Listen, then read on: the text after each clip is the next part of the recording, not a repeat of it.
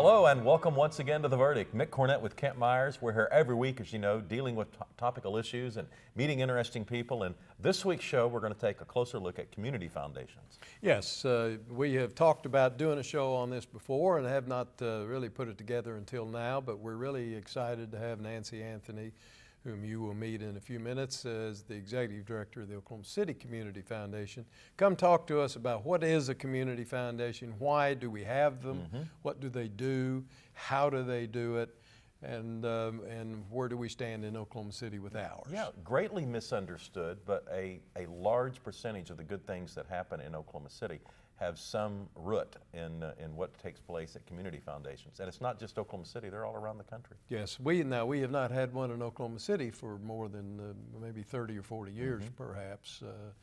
And prior to that time we somehow got along, but we're presumably getting along better now. Absolutely. Serves a worthy cause in our community, and we're going to learn more about community foundations on The Verdict today. We'll be right back.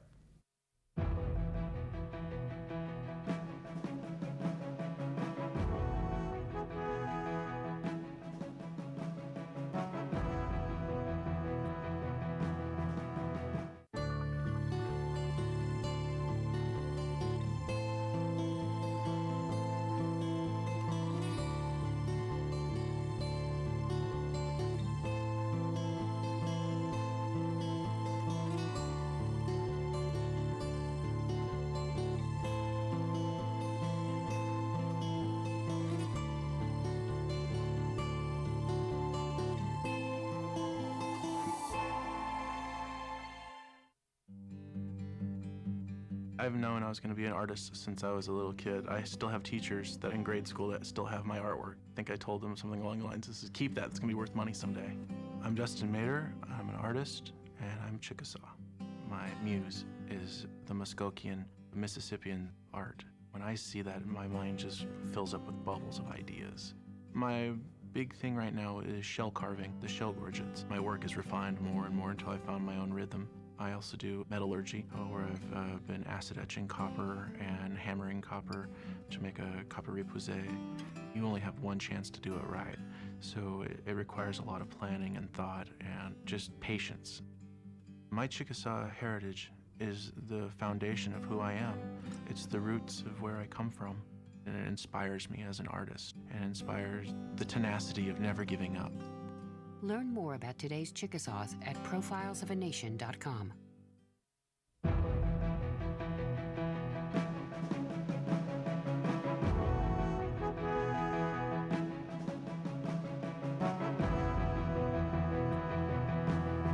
Welcome back to the set of The Verdict. Mick Cornett with Kent Myers, and Kent's going to introduce today's guest.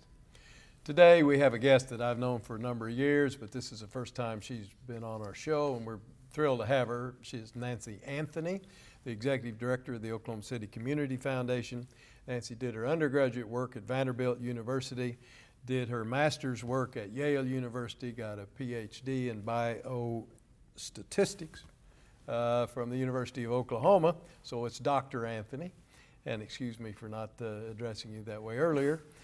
She has taught both at Vanderbilt and at Oklahoma City University. She's been Executive Director of the Oklahoma City Community Foundation since 1985. She's been active in the community in a lot of other activities, cultural and civic activity, and is well known in the Oklahoma City and Oklahoma area and beyond the confines of our state as well. But this is her first visit to The Verdict. Nancy, sure glad to have you. Thank you. Happy to be here. Let's talk about the beginnings of the Oklahoma City Community Foundation. When did it start, and were you involved at the beginning? No, I wasn't even in Oklahoma at the beginning. It started in 1969, primarily through the effort of John Kirkpatrick, a noted philanthropist, and he really wanted a way for people to make contributions to the community, probably for endowment funds, but a different kind of contribution. But he wanted to make it easy for them, and he wanted to encourage them.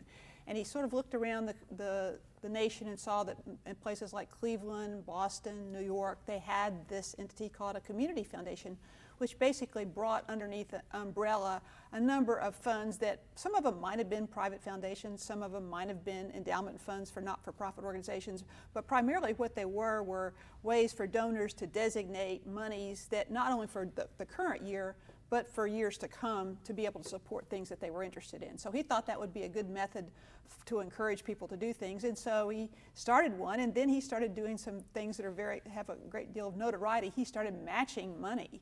He would say, Kent, if you'll give $1,000 to this organization's fund, I'll match it. And so as a result of that, a lot of people then became interested in that because, first of all, they liked the idea of the match, but secondly, it kind of introduced the idea of endowment funds to the community with the expectation that over time, if those funds built up and if other donors made contributions, then there would be earnings every year that would go to the organizations. And so that was kind of his thought and what he encouraged people to do. He also wanted people who maybe didn't have the professional advice available to them, but they had resources. They could leave them for the community, and you wanted to be able to encourage them to do that and make it easy for them. So they could leave it to the community foundation with instructions to take care of this park or to support this activity at the church. And the community foundation would carry that out, and it would be very easy for the donor to be able to do that. So that was his thought, and so it evolves in different ways, but I think in general that's kind of still the direction that we go. Well, I think of the foundation as being an organization that maybe has members or constituents. Who makes up the foundation? Well, we have you could look at it two ways. We have trustees, and the trustees, we have 15, and 6 of them are actually named by organizations from outside of our organization. So that's kind of gives a little bit of credibility in the community. The Chamber of Commerce names a member, the United Way names a member, the mayor and city council of Oklahoma City nominate someone to be a trustee of the community foundation. So that hopefully gives the donors some assurance that there will be people outside who are actually looking at the organization. And then they're donors. These are the people that actually, give the money, create the funds, that basically say, these are the things I think I'd like to support, both now and in the future. For example, today we got a bequest from a lady who had died several months ago, but had left for a scholarship fund for a particular high school that she was interested in. So we'll administer that scholarship fund. So it wasn't anybody even that was from Oklahoma City, but they knew that we did that kind of work. So we try to we work with people who have things like that they want to do, and basically we administer a lot of funds. It started then with one person, a philanthropist, right, and it obviously grew from there. So give us a kind of a lineage on the growth. How's it grown? Well, it started in 1969. Mr. Kirkpatrick put $10,000 in each of 4 banks because he wanted to get the banks engaged, and so he started in that direction. But subsequently, we probably have had about 6,000 donors to the foundation. In any one year, we'll have as many as 1,500 or 2,000 different donors. Some of them give $25. We had a check for $1 million over in December. So it's a whole range of people. We like to say we work with everyone. Everybody's contributions are important to the community. But the total assets of the foundation at the end of December were right at $800 million. So that's a pretty significant growth in a 30-year period of time. Starting from 40,000. Started from 40,000. So I think that Mr. Kirkpatrick was always liked to see things grow. That was an important thing to him. So I think he would be proud of where we wound up. And so, give us an idea on the operations. How many? Obviously, you have to have a big staff. Well, we have 31 employees. A number of them are accounting that take care of the funds. A number of them are program people that actually work with organizations in the community that benefit. I mean, we have this money, but we have to send the earnings back out. This year we'll make about $30 million in grants back out to the community. Some of those are scholarship grants. We'll have more than 600 students that'll get a scholarship through the Community Foundation this year. As the mayor very well knows, we have a program that takes care of parks and public lands, and so we have a landscape architect that works for us that is very, very talented and very helpful to people in the community, and works with the Oklahoma City Parks Department as well as a lot of neighborhood associations in trying to beautify the city and to do great things in the park besides just plant trees, but make sure things happen. We have a lady that works in wellness to try to encourage some activities in the community around better health for people. And then we distribute a lot of money to specific not-for-profit organizations where the donors have actually said, I'd like for my dollars to support the Science Museum. I'd like my dollars to support the Best Friends for Pets. And so we work with those organizations and make distributions to them every year. And that's important to them. They know that they're going to get so many thousands of dollars from us from that endowment fund And then we have people that actually work with the donors to encourage them to do that. We have a guy that does what we call planned giving. He talks to people about their estate or the assets that they have that they might want to leave to charity. So we kind of cover the waterfront with respect to charity, both working with donors, taking care of the money, and then making sure that it gets used in the community for the purposes not only that the donor wanted to, but the things that the community really needs. I know one of the early interests of Mr. Kirkpatrick was lyric theater, and he was very active in that activity for a number of years. But that's just as an example. What would push a donor or lure a donor into giving the money to the Oklahoma City Community Foundation instead of directly to lyric theater?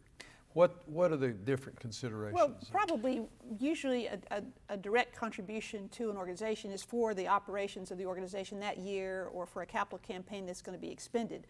Most of the time when people give money to us for the benefit of lyric theater, they expect that it'll be put into the endowment fund, and every year then will support lyric theater.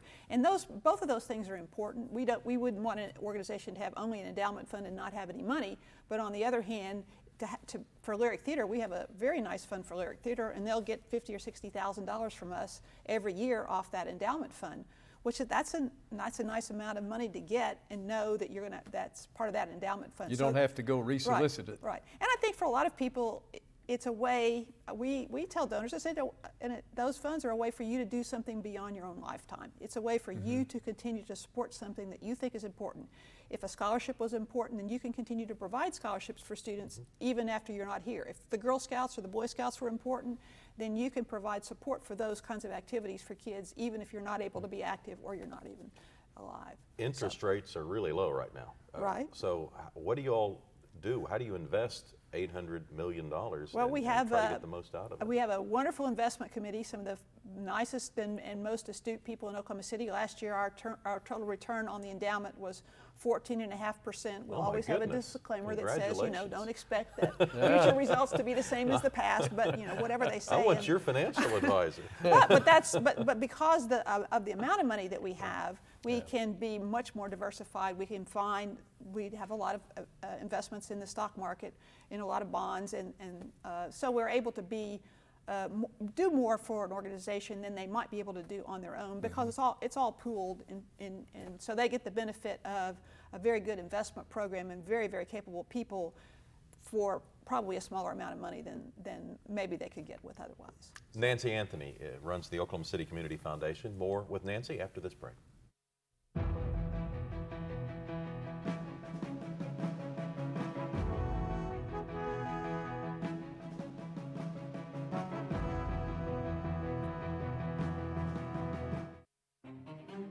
It's a North American energy revolution. We're the fastest growing source of new oil and natural gas supplies in the world. The shift to North American energy will create approximately 3 million jobs. All that money we've been sending overseas, $400 billion a year.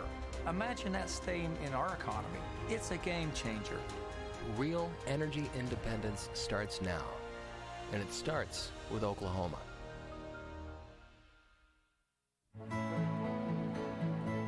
The good life comes naturally to Tulsa, where nature's beauty is matched with an eye for aesthetics.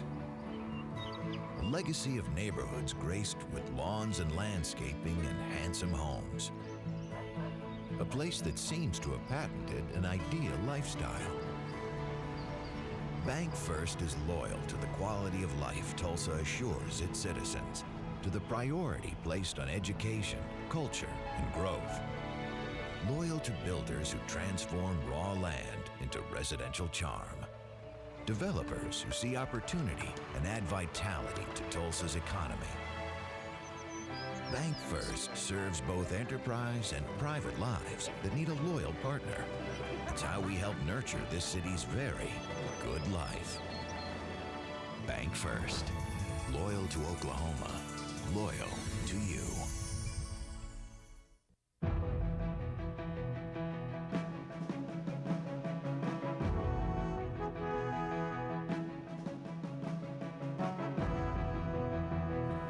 Welcome back to the Set of the Verdict. We are visiting with Nancy Anthony of the Oklahoma City Community Foundation.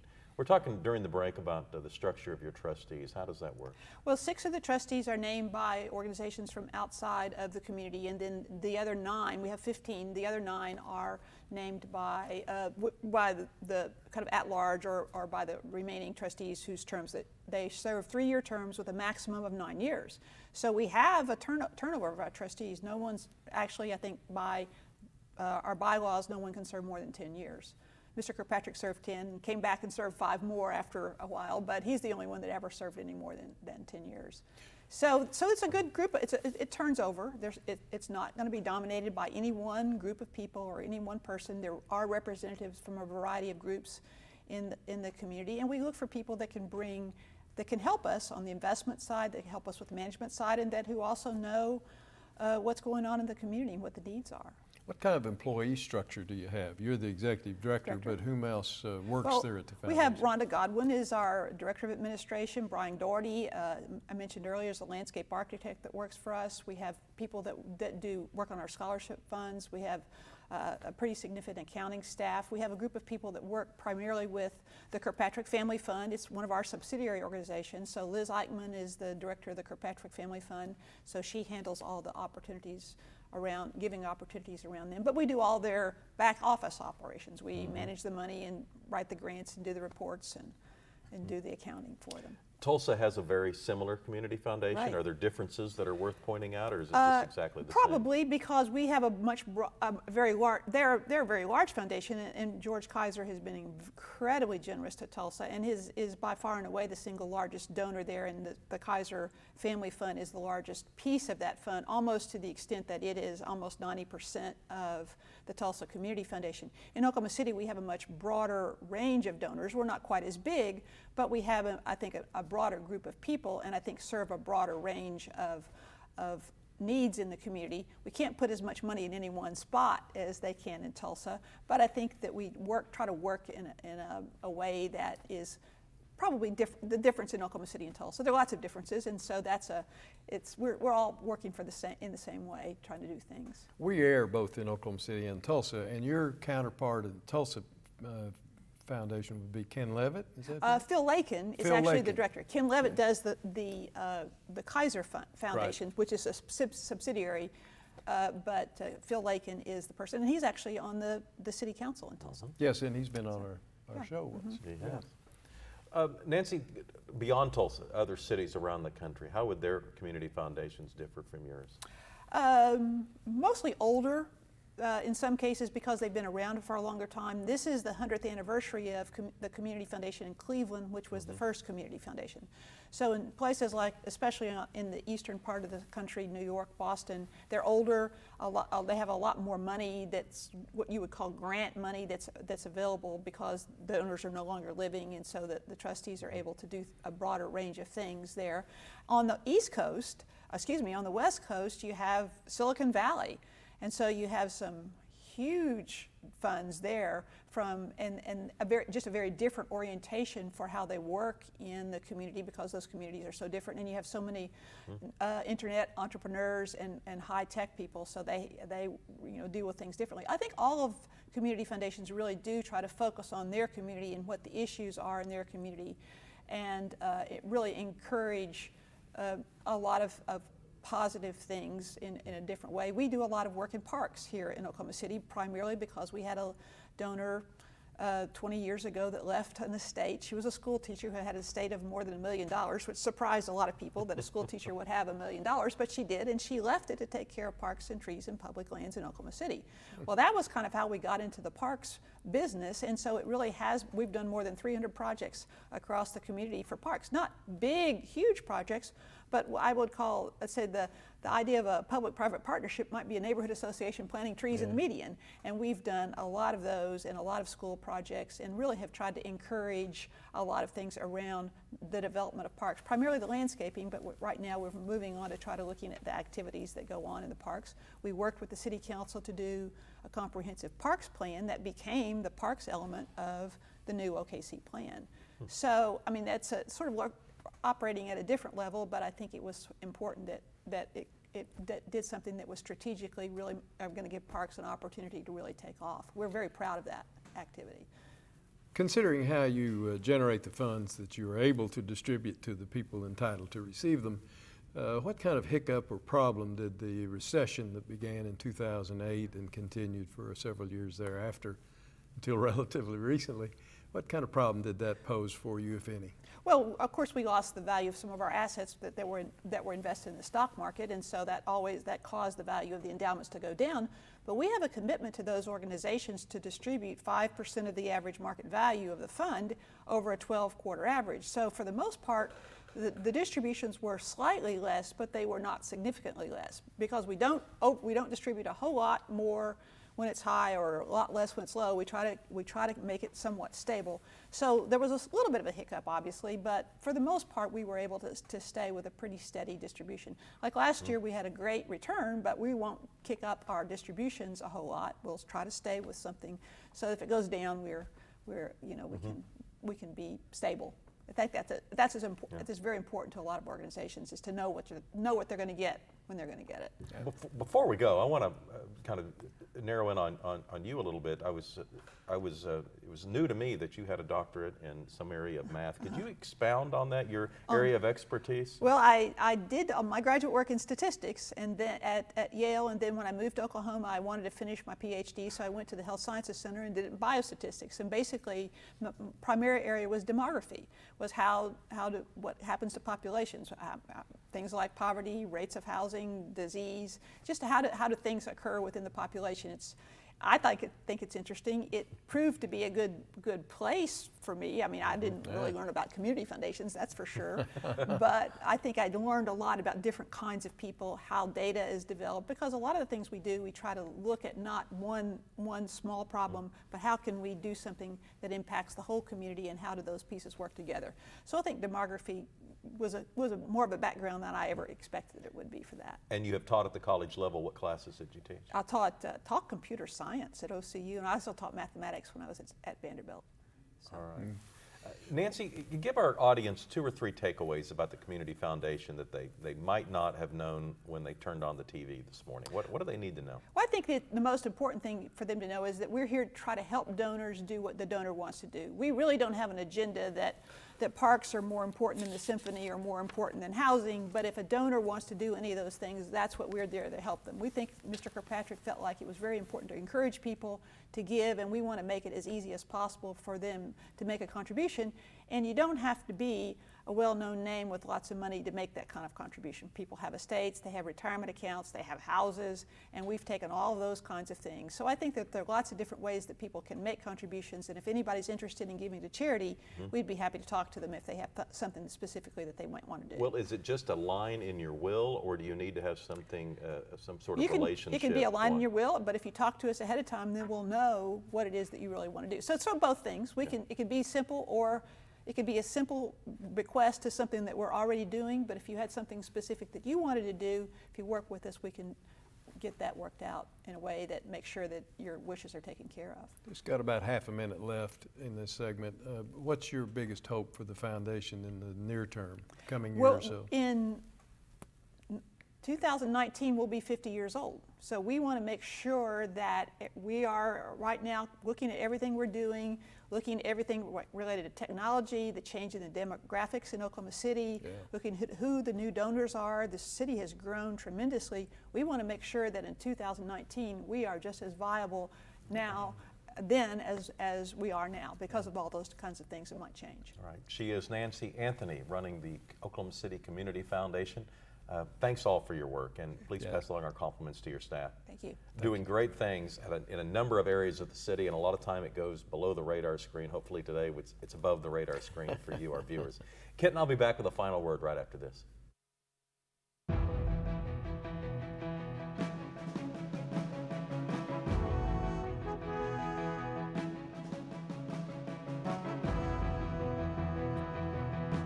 All children deserve a life of hope and love.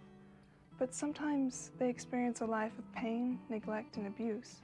When that happens, each child deserves all the quality assistance and representation that can be offered in our legal system. For more information, call child. Oklahoma Lawyers for Children, helping to bring hope and love back to the lives of abused children. You will always be mom and dad to me. We are a very conservative family, and we believe in old-fashioned family values. We have a loving home there, and we love kids, and we had 5, 6 of our own. And but I had no idea we were going to go into adoption, but it's been very gratifying. You will always be mom and dad to me. The Journal-Record is pleased to be a sponsor of The Verdict. The Journal-Record, since 1903, the best source of Oklahoma business news and legal information. And for almost 30 years, Oklahoma political, government, and business leaders have turned to the McCarville Report for accurate, reliable, inside information. Visit the McCarville Report online.